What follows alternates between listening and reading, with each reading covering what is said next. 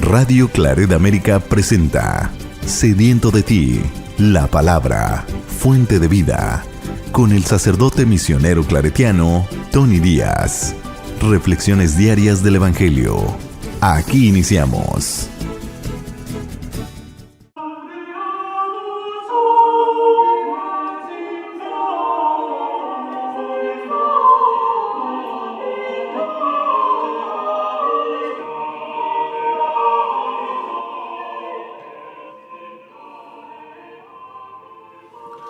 Bienvenidos hermanos a nuestras reflexiones bíblicas de las lecturas del día. Hoy es lunes de la 24ª semana del tiempo ordinario, La primera lectura de hoy viene de la primera carta de San Pablo a los Corintios, capítulo 11, versículos 17 al 26. Hermanos, con respecto a las reuniones de ustedes, ciertamente no puedo alabarlas, porque les hacen más daño que provecho. En efecto, he sabido que cuando se reúnen en asamblea, hay divisiones entre ustedes, y en parte lo creo. Es cierto que tienen que haber divisiones para que se ponga de manifiesto quienes tienen verdadera virtud. De modo que cuando se reúnen en común, ya no es para comer la cena del Señor, porque cada uno se adelanta a comer su propia cena y mientras uno pasa hambre, el otro se embriaga.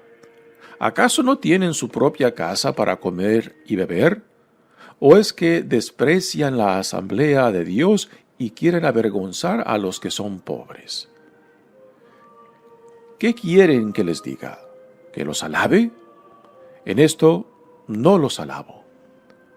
Porque yo recibí del Señor lo mismo que les he transmitido, que el Señor Jesús, la noche en que iba a ser entregado, tomó pan en sus manos y pronunciando la acción de gracias, lo partió y dijo: Esto es mi cuerpo que se entrega por ustedes. Hagan esto en memoria mía. Lo mismo hizo con el cáliz después de cenar, diciendo: Este cáliz es la nueva alianza que se sella con mi sangre. Hagan esto en memoria mía, siempre que beban de él. Por eso, cada vez que ustedes comen de este pan y beben de este cáliz, proclaman la muerte del Señor hasta que vuelva. Palabra de Dios. El salmo responsorial es el Salmo 39 y el responsorio es: Aquí estoy, Señor, para hacer tu voluntad. Aquí estoy, Señor, para hacer tu voluntad. Sacrificios y ofrendas no quisiste. Abriste en cambio mis oídos a tu voz. No exigiste holocaustos por la culpa. Así que dije: aquí estoy. En tus libros se me ordena hacer tu voluntad. Esto es, Señor, lo que deseo, tu ley en medio de mi corazón. He anunciado tu justicia en la gran asamblea. No he cerrado mis labios. Tú lo sabes, Señor. Que se gocen en ti y que se alegren todos los que te buscan. Cuantos quieren de ti la salvación, repiten sin cesar: ¡qué grande es Dios! Aquí estoy, Señor, para hacer tu voluntad. El Evangelio de hoy viene de Lucas, capítulo 7, versículos 1 al 10. En aquel tiempo, cuando Jesús terminó de hablar a la gente, entró en Cafarnaúm. Había allí un oficial romano que tenía enfermo a punto de morir a un criado muy querido.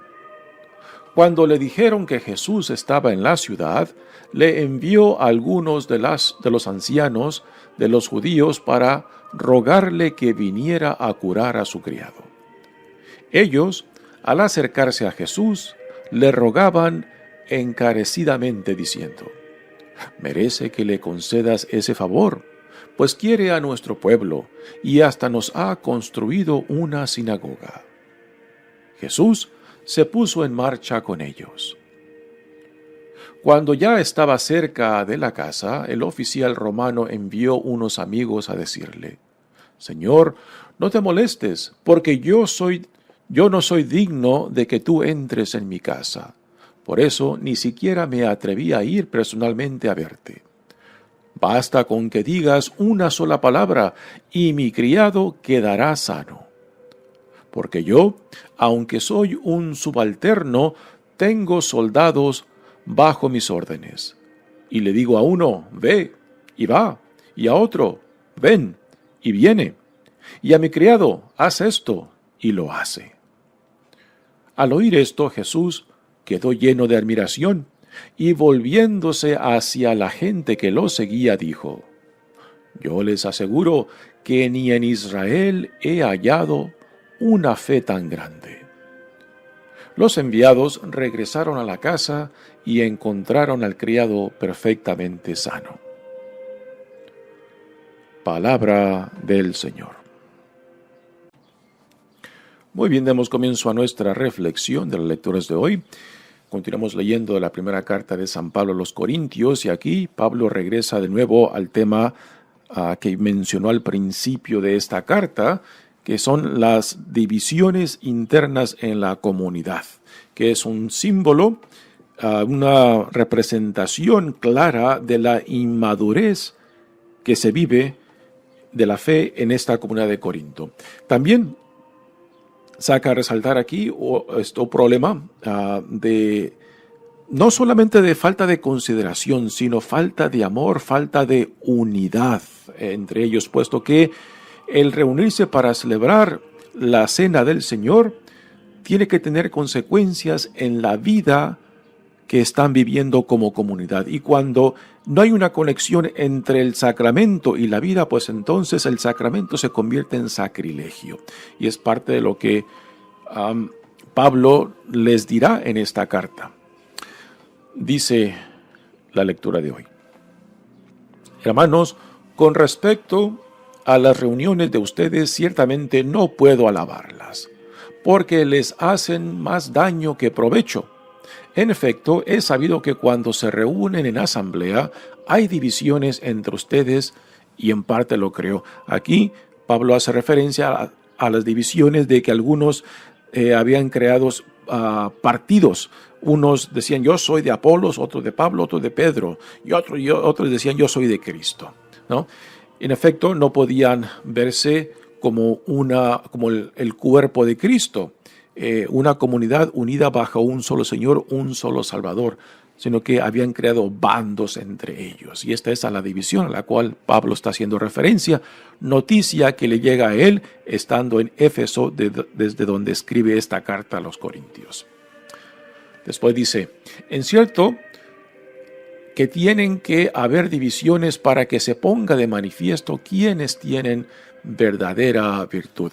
Aquí hace resaltar Pablo algo muy interesante, que sabe que las divisiones y problemas ocurrirán, pero también que las divisiones, conflictos o crisis dentro de la comunidad ayudan para iluminar quiénes son los que verdaderamente viven una fe comprometida, una fe verdaderamente entregada a aquel que los ha llamado, ¿no? Y esto, para poder apreciar esto y no solamente quedarnos con el problema o solamente ver lo negativo en momentos de crisis, ¿no? Una crisis ayuda a agudar nuestro discernimiento para ayudarnos a ver claramente quiénes son aquellos que realmente viven una vida comprometida, una vida entregada y no simplemente de palabras, ¿no? Y esto es algo que se puede distinguir claramente en momentos de crisis.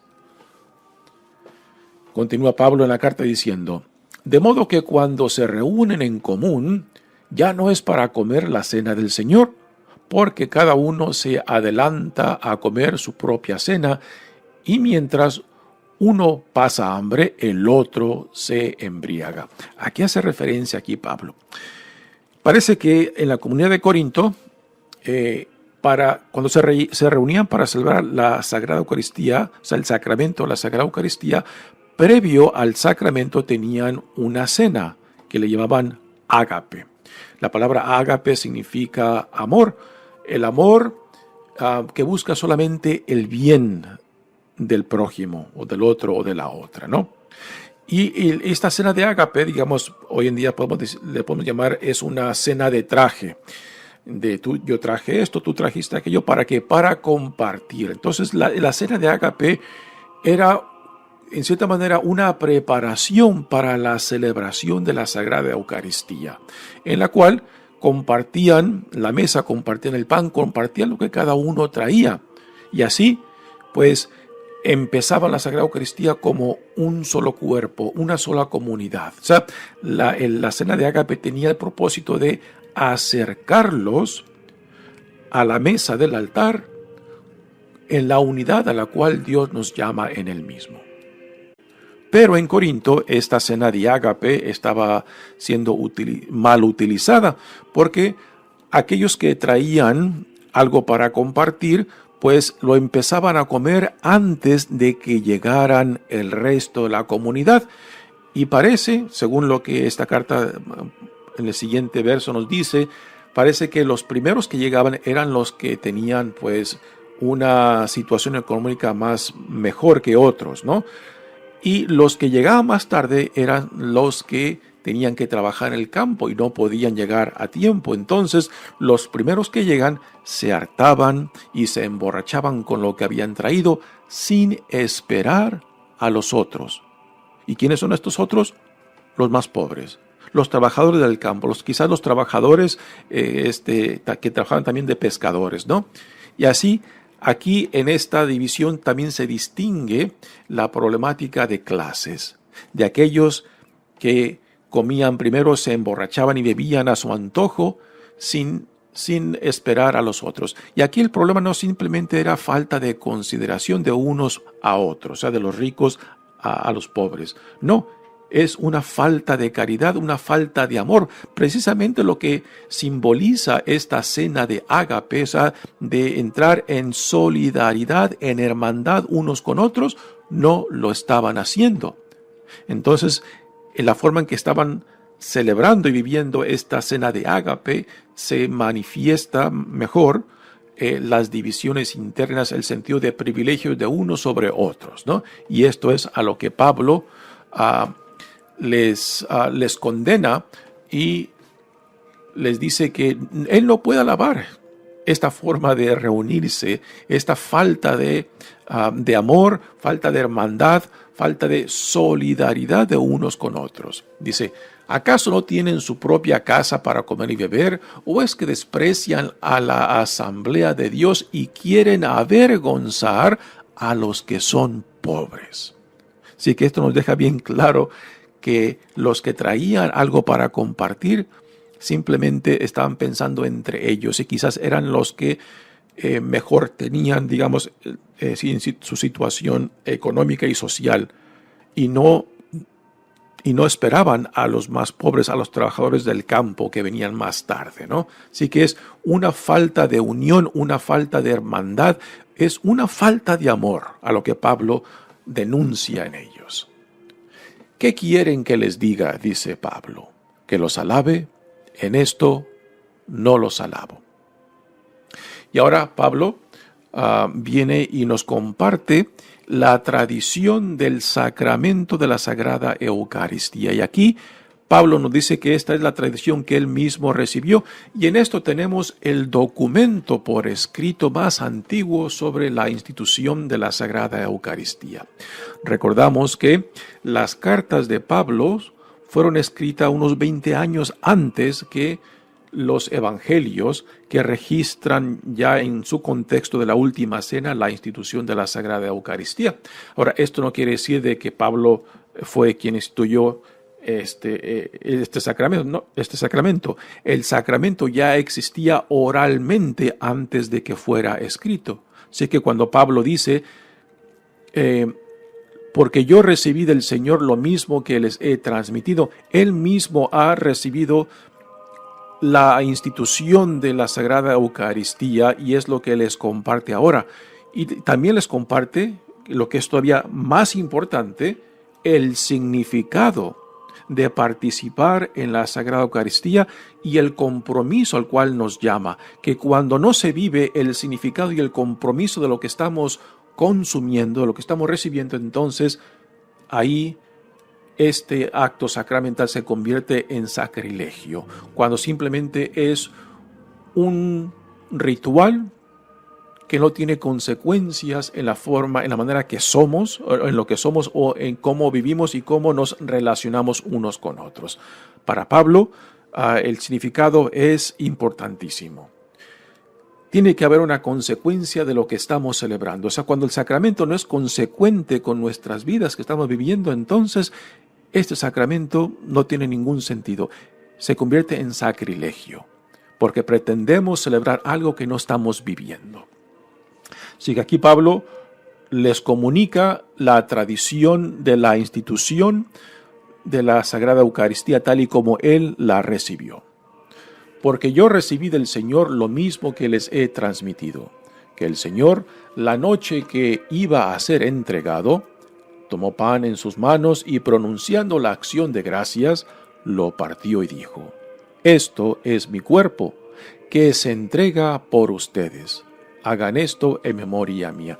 Aquí se está haciendo referencia a la Pascua judía, donde se celebraba la liberación que Dios llevó a cabo del pueblo de Israel cuando se encontraba esclavo en Egipto, y que después ese acto de salvación, de liberación por parte de Dios, se convierte en el rito central de la comunidad judía, la Gran Pascua, que después es reinterpretada por Jesús en sí mismo, cuando Él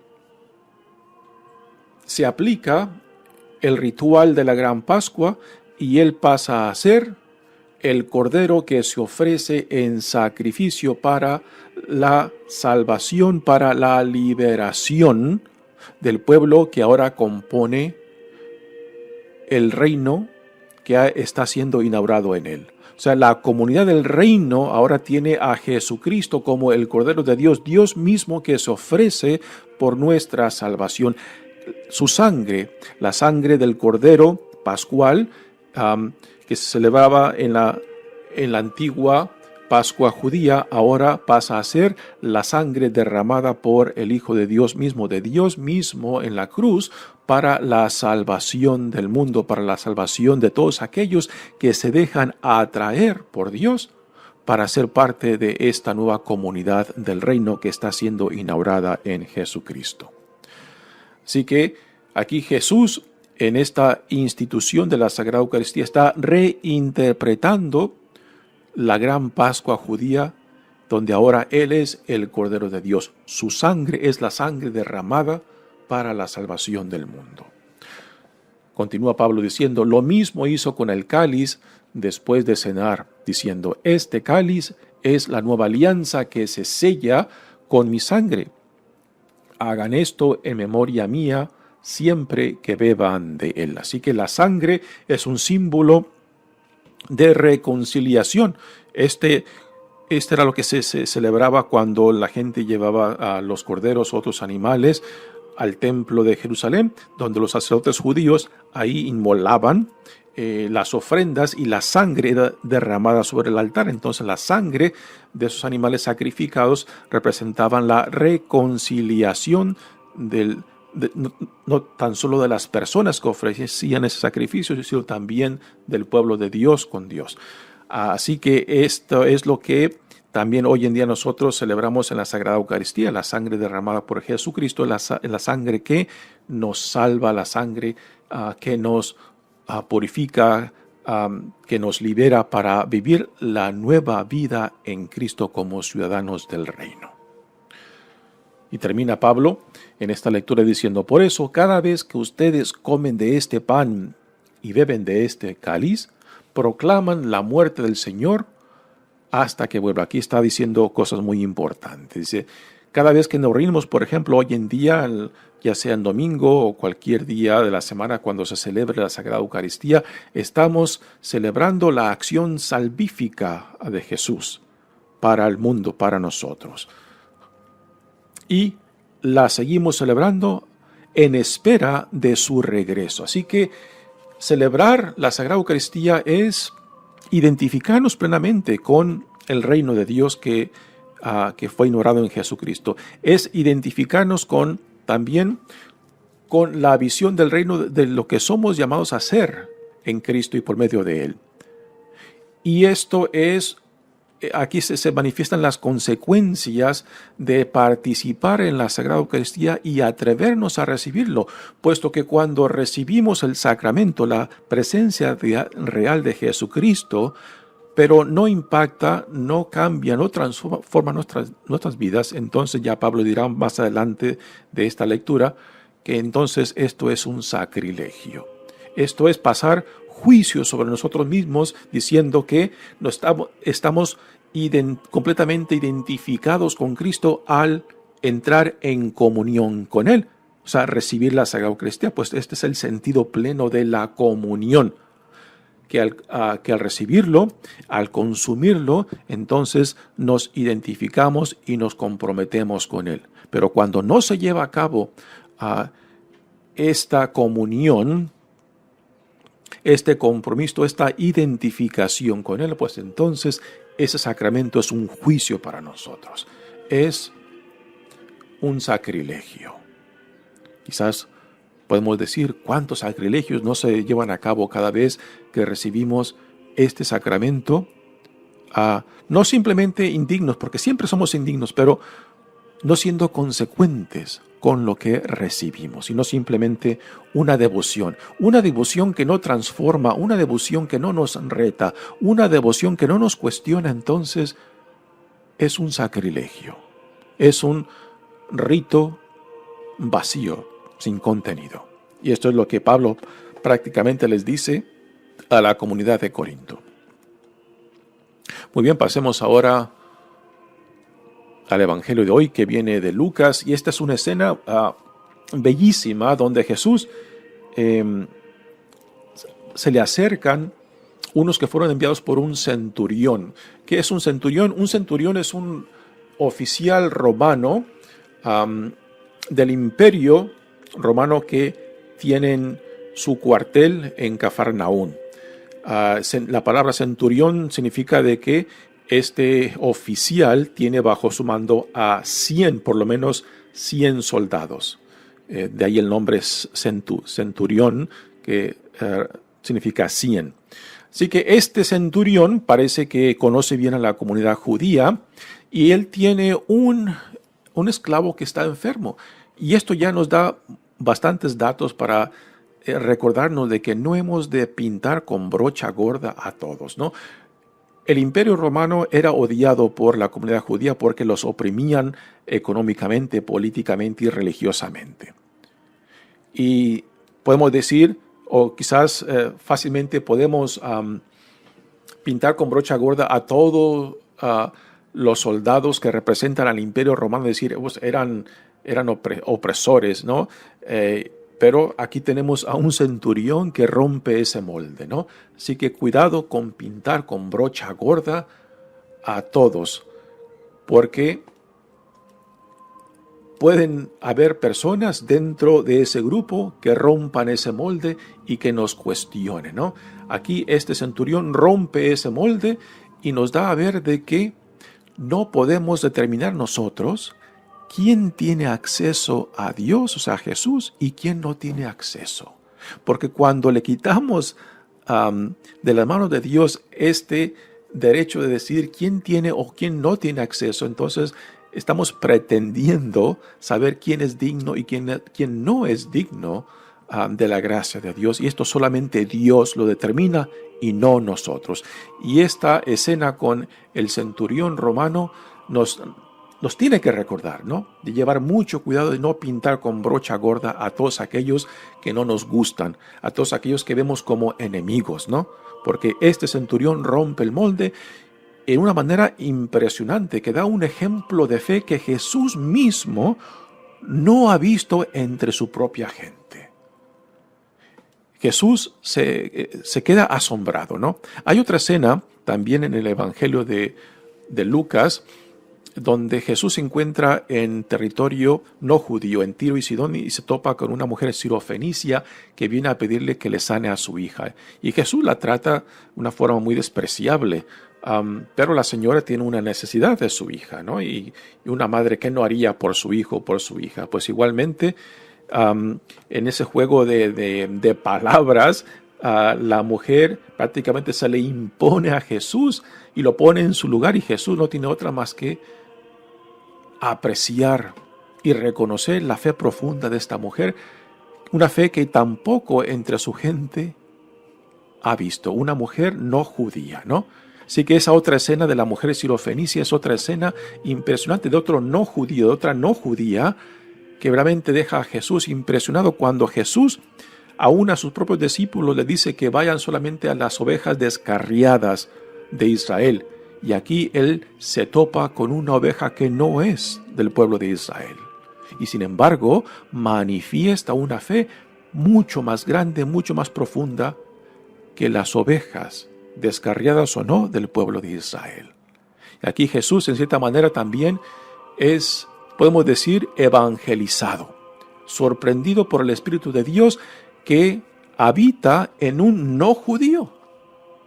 Y esto es un momento de expander quizás los horizontes de Jesús mismo para decir, wow, mira, yo fui enviado para las ovejas descarriadas de Israel, pero aquí Dios Padre, el Espíritu de Dios Padre, tiene otros planes, tiene otras ideas. Y aquí los están preparando, el Evangelio de Lucas está preparando ya para lo que vendrá después, la apertura del reino para todos, no simplemente para el pueblo de Israel. El mismo autor de este Evangelio, Lucas, después nos hablará, por ejemplo, de otro pagano que se convierte, Cornelio, que quizás también es un soldado romano, ¿no?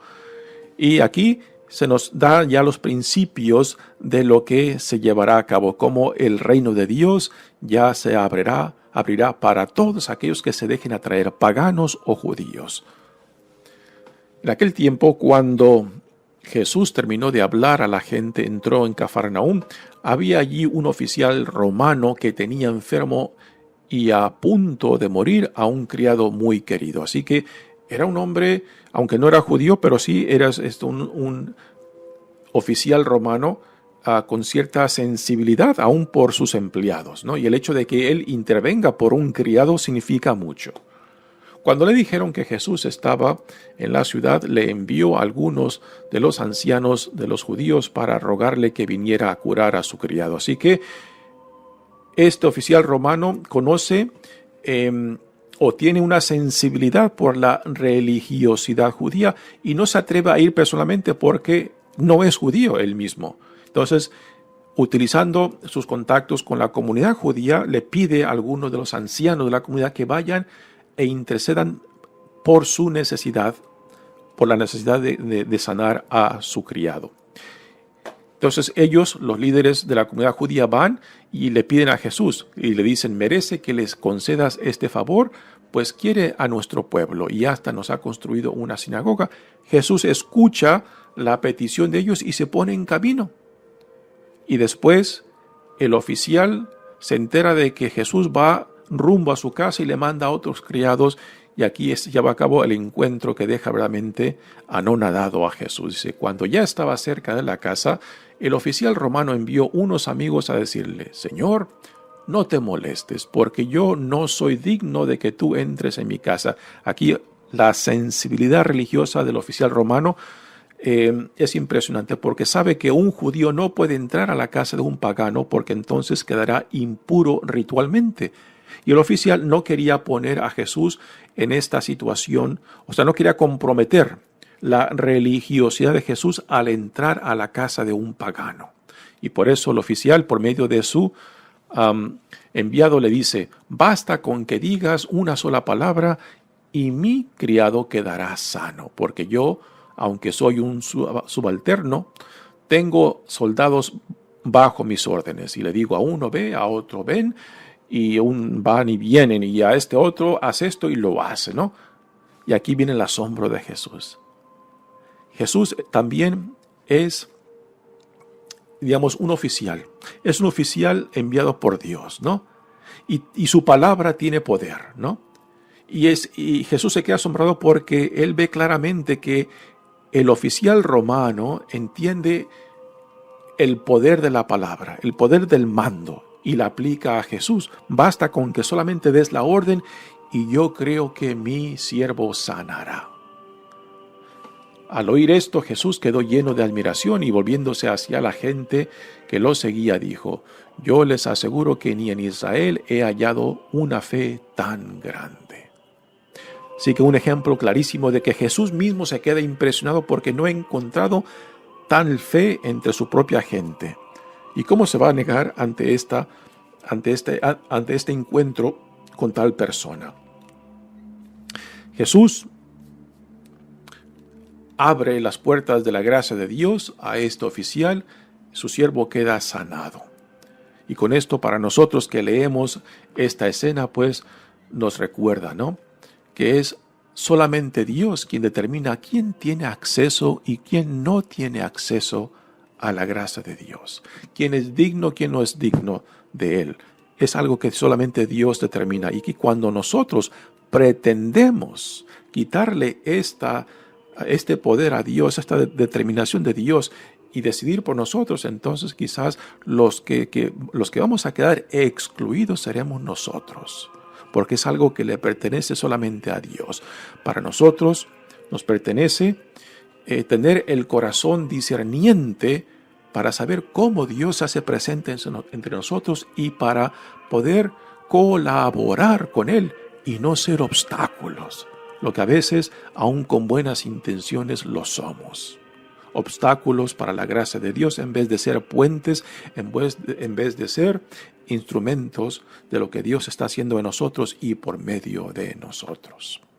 Mi nombre es Padre Tony Díaz, misionero claretiano. Que Dios los bendiga. Radio Claret América presentó Sediento de ti, la palabra. Fuente de vida. Sus comentarios son importantes. Contáctenos en radioclaretamerica@gmail.com.